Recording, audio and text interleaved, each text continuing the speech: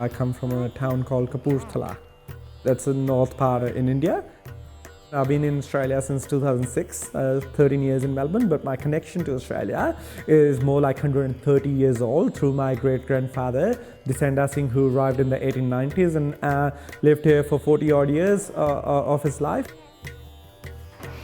With my grandmother, she would tell me how her father lived in Australia, and she would say, oh, my dad was an officer in Australia. And she never mentioned what kind of officer, how long he stayed in. I never really thought that we could find any information about a person who lived 100 years ago. Oh, that's very nice.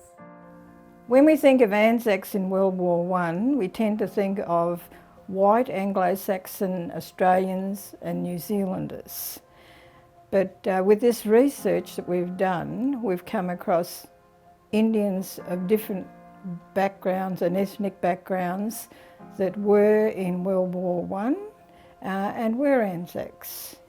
Desanda would have been about one of 7 that we've come across Sikhs that actually enlisted and embarked to go to overseas to war. Desanda had another friend, Sardar Singh. He and his friend enlisted in 1918 and he left for the front and embarked on the Ormond, a troop ship. He spent his time in Egypt and Palestine.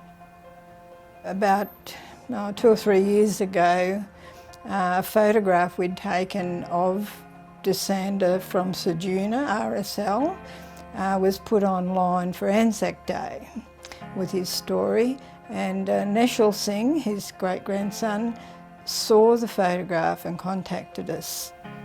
I went to meet them in person, and then since then, we became friends. According to them, my great-grandfather, Desanda Singh, he was a pioneer of Ceduna town, and he actually helped build that town. And that's information I couldn't really find anywhere else.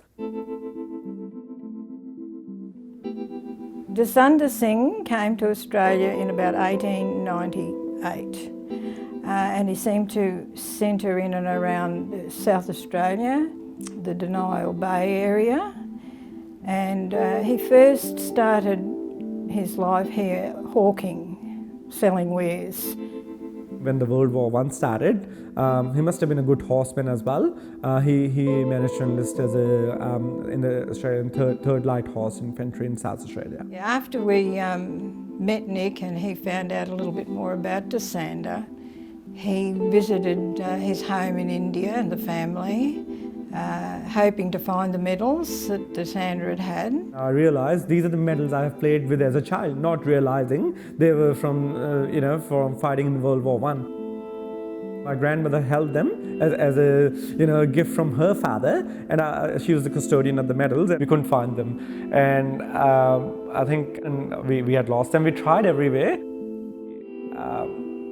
She passed away, unfortunately, and when we were sort of, cleaning her room and everything, we found the medals, and so that was her going away gift to us.